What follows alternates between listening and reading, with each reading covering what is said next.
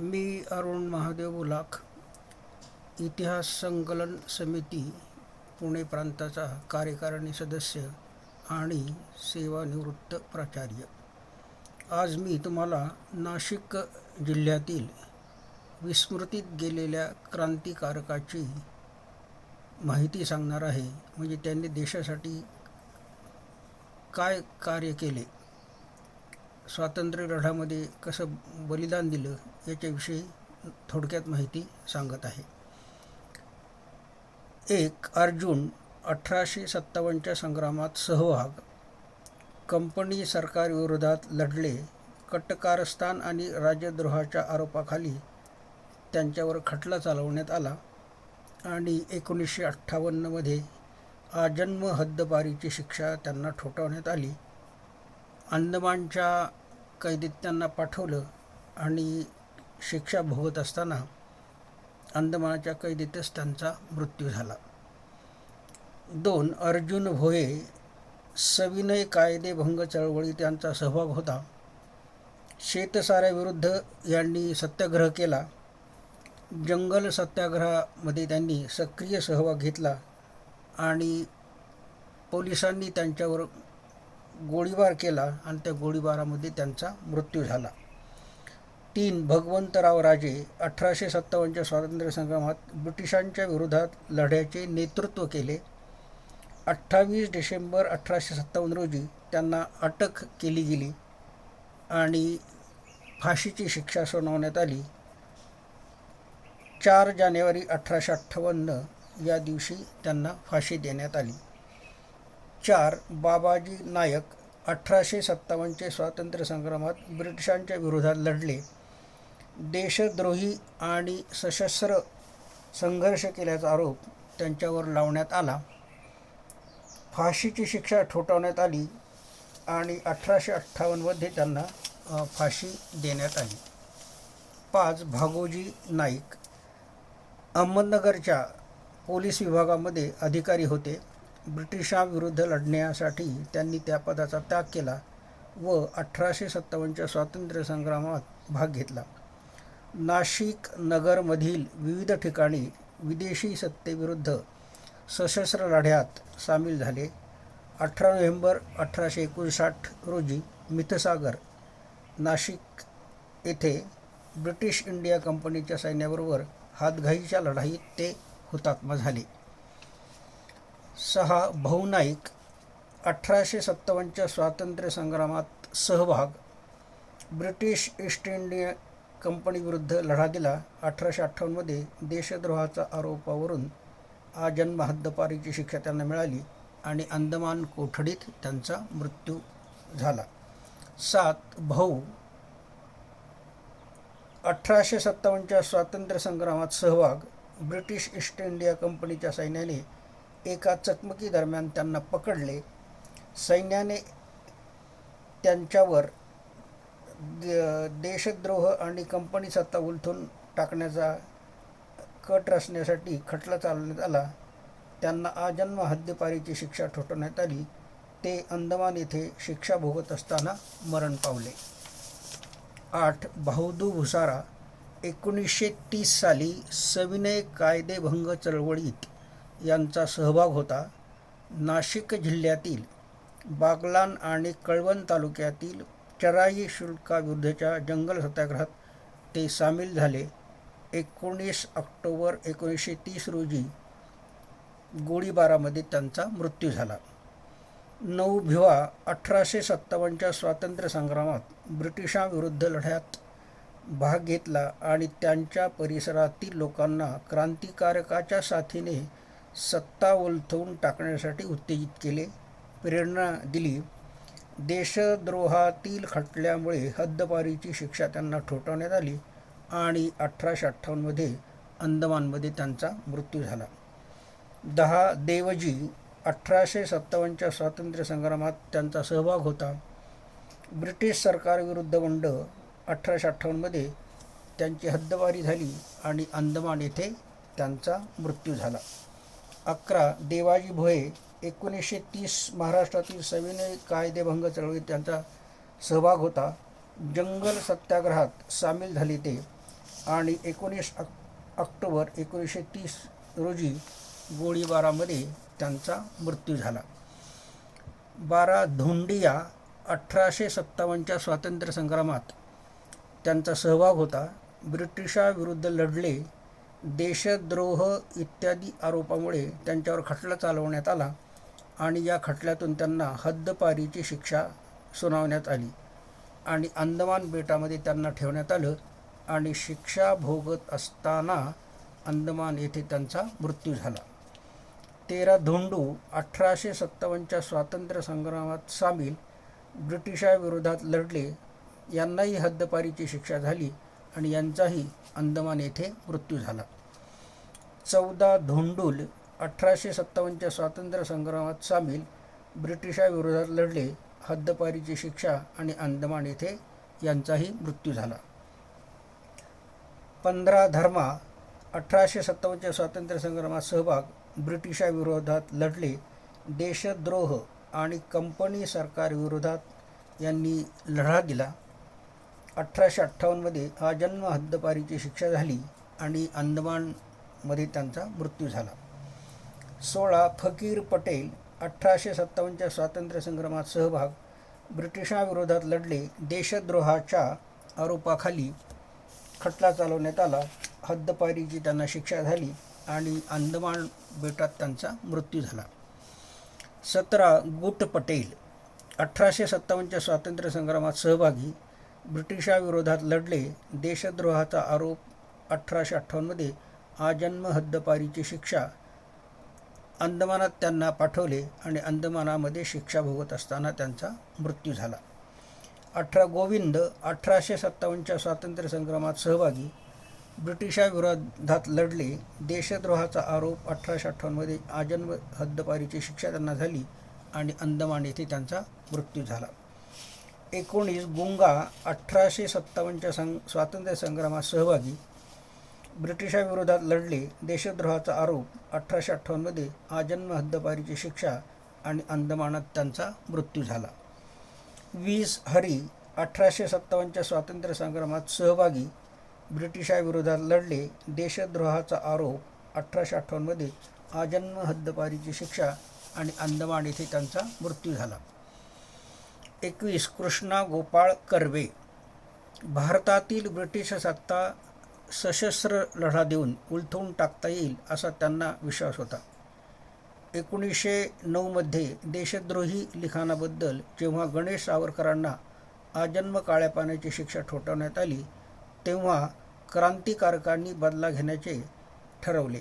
September 1909 पासून त्यांनी नाशिकचे जिल्हाधिकारी जॅक्सनला लक्ष्य करण्याची योजना आखली, कारण त्यांनीच गणेश सावरकरांना शिक्षा सुनावली होती.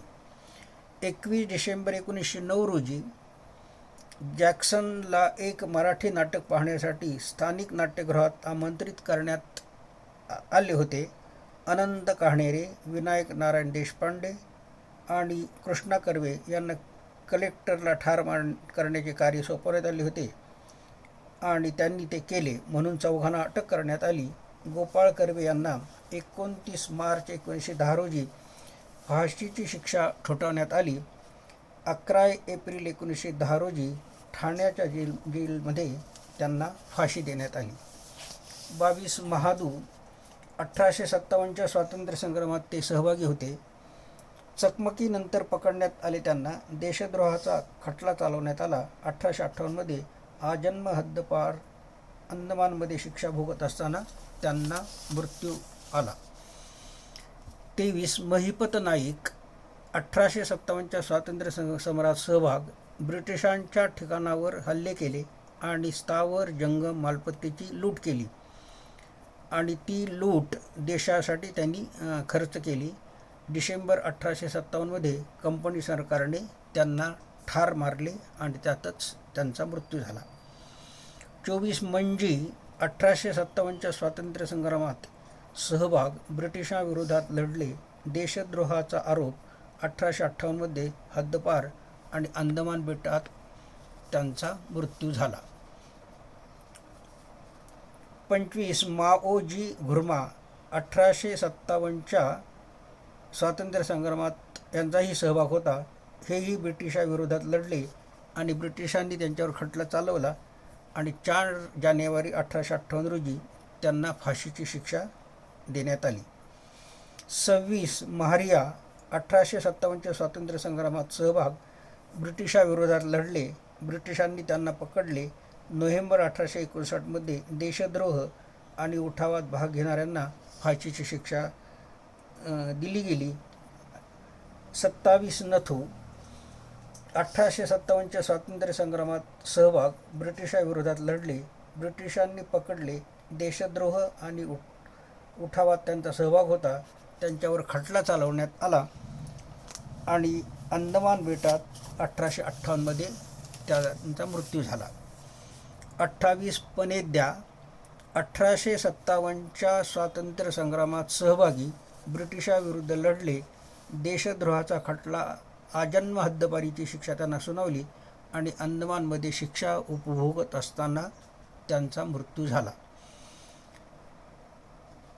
29 रामराव राजे, 30 रावोजी, 31 रावजी, 32 सखाराम घोरे, 33 क्षेत्रा, 34 सोमा, 35 सुंटू, 36 तुकाराम, 37 त्र्यंबक पटेल, 38 यशवंत नाईक, 39 एसा गायकवाड आणि 40 झिपरू जगताप. वरील सर्वांनी 1857च्या स्वातंत्र्य लढ्यामध्ये भाग घेऊन ब्रिटिशाविरुद्ध लढले. म्हणजे आता जे मी नाव वाचले 29 पासून 40पर्यंत, या सर्वांनी 1857च्या स्वातंत्र्य लढ्यात भाग घेतला आणि ब्रिटिशाविरोधात ते लढले. कंपनी सरकार विरुद्ध बंडात सहभागी झाले. देशद्रोहाचा आरोप त्यांना लावला आणि आजन्म हद्दपारीची शिक्षा होऊन अंदमान येथे शिक्षा भोगत असताना मृत्यू झाला आणि त्यांना फाशी देण्यात आली. 41 नारायण दामोदर सावरकर हे एक चांगले चरित्र लेखक होते आणि कादंबरीसुद्धा हे लिहित असायचे, म्हणजे कादंबरीकार होते. मुंबईत दंतवैद्याचा व्यवसाय करत होते, म्हणजे ते व्यवसायाने दाताचे डॉक्टर होते. होम रूल चळवळ व अन्य राजकीय चळवळीत त्यांचा सहभाग होता, त्यामुळे त्यांना तुरुंगवास भोगावा लागला. ते श्रद्धांध मासिकाचे संपादक पण होते.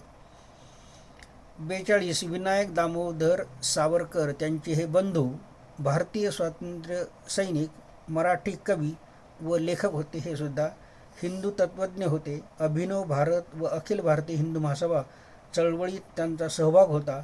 वयाच्या 13व्या वर्षी स्वतंत्रतेचे स्तोत्र ही रचना त्यांनी केली. चापेकर बंधूंना फाशी दिल्याचे वृत्त समजताच प्रतिज्ञा केली की देशाच्या स्वातंत्र्यासाठी सशस्त्र क्रांतीचा सेतू उभारून मरणापर्यंत लढाई देईन.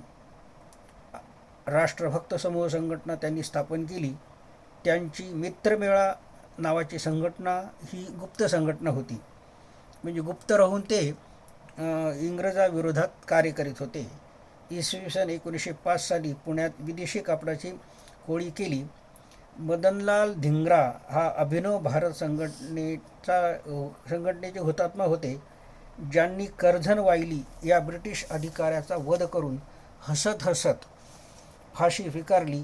त्याच काळात इतर क्रांतिकारकांकडून बॉम्ब तयार करण्याचे प्रशिक्षण घेतले व तंत्रज्ञान आत्मसात केले. ते तंत्रज्ञान 22 ब्राउनिंग पिस्तुले त्यांनी भारतात पाठवली त्या तंत्रज्ञानाच्या आधारावरून, व त्यापैकीच एका पिस्तुलाने नाशिकचे कलेक्टर जॅक्सन यांचा वध अनंत कान्हेरेंनी केला. यात अनंत कान्हेरे, कृष्णाजी कर्वे व विनायक देशपांडे या अभिनव भारताच्या 3 सदस्यांना फाशी झाली. विनायक दामोदर सावरकर यांना जवळजवळ 50 वर्षे अंदमानमध्ये काळ्या पाण्याची शिक्षा भोगावी लागली. इंग्रजांनी केलेल्या अतिशय अमानुष छळवणुकीला त्यांना सामोरे जावे लागले आणि या सर्व मरणप्राय यातना सहन करत असताना भारत देशाचे स्वातंत्र्य त्यांना डोळ्यासमोर दिसत होते. सावरकरांचे अंदमानहून सुटकेच्या आधीचे जीवन व सुटकेनंतरचे जीवन यात असे 2 महत्त्वाचे भाग पडतात. पहिल्या भागात आक्रमक क्रांतिकारी सावरकर, क्रांतिकारकांचे प्रेरणास्थान असलेले सावरकर, तर दुसऱ्या भागात समाज क्रांतिकारक सावरकर, हिंदू संघटक सावरकर, विज्ञाननिष्ठेचा प्रचार करणारे सावरकर अशी त्यांचे दोन रूपे होती. 43 गणेश दामोदर तथा बाबाराव सावरकर. हुशार, अभ्यासू, संघटन कुशल, बुद्धिबळ, आट्यापाट्या, विटीदांडू, धनुष्यबाण इत्यादी खेळात ते प्रवीण होते. योगविद्या आणि वैद्यकीय शिक्षणाचा अभ्यास त्यांचा होता. तात्याराव आणि मित्रांनी 1819च्या नोव्हेंबर महिन्यात राष्ट्रभक्त समूह नावाची गुप्त संघटना स्थापन केली. मित्रमेळा नावाची संस्था सुरू केली. अभिनव भारत ही नक्षलवाद्याची संस्था होती, तिचे ते काम करत असत. पूर्ण स्वातंत्र्य हाच त्यांचा ध्यास होता. मित्र समाज पुरुषांसाठी व आत्मनिष्ठ महिलांसाठी अशा 2 संघटना त्यांनी स्थापन केल्या. 20 जुलै 1905 रोजी वंगभंगाची अधिकृत घोषणा झाली. त्यानंतर याचा विरोध म्हणून सर्वत्र विदेशी मालाचा बहिष्कार, होळी आणि स्वदेशीचा पुरस्कार सुरू झाला. सरकारी यंत्रणा बाबांच्या पाळतीवर होती. त्यातच बाबाराव मुंबईला गेले आणि चौकशीअंती तेथे त्यांना 28 फेब्रुवारी 1909 रोजी अटक करण्यात आली. अनेक अपेक्षानंतर 8 जून 1909 रोजी जन्मठेपेची शिक्षा झाली. सश्रम कारावास. बाबारावांना जन्मठेपेची शिक्षा झाल्याचे लंडनमध्ये असलेल्या भारतीयांना समजले. मदनलाल धिंगरा याने वंगभंगासाठी जबाबदार असलेल्या कर्झन वायलीवर 1 जुलै 1909 रोजी गोळ्या झाडून वध केला व इतरांनी जॅक्सनचा वध 21 डिसेंबर 1909 रोजी केला. काळ्या पाण्याची शिक्षा भोगण्यासाठी इसवी सन 1911 त्यांना अंदमानमध्ये पाठवण्यात आले. अंदमानच्या कोठडीत ते महाभयंकर शिक्षा भोगत होते. 1921 साली सावरकर बंधूंची अंदमानमधून सुटका झाली. शिक्षेचा कालावधी संपल्यानंतर त्यांची प्रकृती खूपच खालावत गेली. तरीही क्रांतिकार्य त्यांनी चालूच ठेवले. क्रांतिकार्य अव्याहतपणे सुरू करत असताना 16 मार्च 1945 रोजी बाबाराव सावरकरांचे निधन झाले. 44 वीर भागोजी नाईक. इंग्रजांच्या पोलीस खात्यात नगर येथे नोकरीस होते. अत्याचार आणि छळ बघून त्यांचे मन अतिशय क्रोधित होत असे. जनजाती लोकांच्या बलिदानाने प्रेरित होऊन त्यांनी नोकरी सोडून दिली आणि इंग्रजांच्या विरोधात कामाला लागले. 5 जुलै 1859 रोजी संगमनेरजवळ म्हणजे नगर जिल्ह्यातील संगमनेरजवळ इंग्रजांचा खजिना त्यांनी लुटला. 11 नोव्हेंबर 1859 रोजी मीठसागर तालुका सिन्नर येथे वीर भागोजी आले होते आणि भयंकर युद्धात त्यांचा अंत झाला. वीर भागोजीचा भिल्ल समाजातील अनेकांशी संबंध होता. तात्या टोपेंशी मैत्री होती. 4 ऑक्टोबर 1857 रोजी लेफ्टनंट डब्ल्यू हेन्सी भागोजीला पकडण्यासाठी नांदूर शिंगोटे म्हणजे संगमनेर जवळ येथे आले. भागोजी आणि हेनरी यांच्यात चकमक झाली. त्यातच हेनरी मरण पावले. 18 ऑक्टोबर 1857 रोजी शमशेरपूर येथे लढाई झाली. खानदेश ते कोकण अशा मोठ्या मोहिमा भागोजी करत होते. अशा प्रकारे वीर भागोजी नाईक आणि त्यांच्या साथीदारांनी देशासाठी म्हणजेच स्वातंत्र्यासाठी आपले प्राण अर्पण केले. 45 आहेत रामचंद्र पांडुरंग भट म्हणजेच येवलेकर, यांना तात्या टोपे असं म्हणत असत. 1857च्या स्वातंत्र्य युद्धाचे ते सेनापती होते. कानपूर, दिल्ली, लखनौ, जगदीशपूर या ठिकाणी ते कार्य करीत होते. यांचा स्वभाव धाडशी होता. गनिमी काव्याचे तंत्र त्यांना अवगत होते. स्वदेशावरील श्रद्धा आणि स्वामिनिष्ठा त्यांच्यात होती. कमकुवत सैन्य नियोजनाची कमतरता त्यांना यशापयशाची चव चाखायला लागत होती. पण तात्यांची ध्येयासक्ती प्रचंड होती. नानासाहेब पेशवे आणि राणी लक्ष्मीबाईच्या अनुपस्थित तात्या इंग्रजांना मेटाकुटीला आणत होते. इंग्रजांपुढे वाकायचे नाही असा त्यांचा निश्चय होता. तात्या शत्रूपासून बचाव करताना मानसिंग या मित्राच्या आश्रयाला गेले. मानसिंग फितूर झाला आणि तात्या इंग्रजांचे कैदी झाले.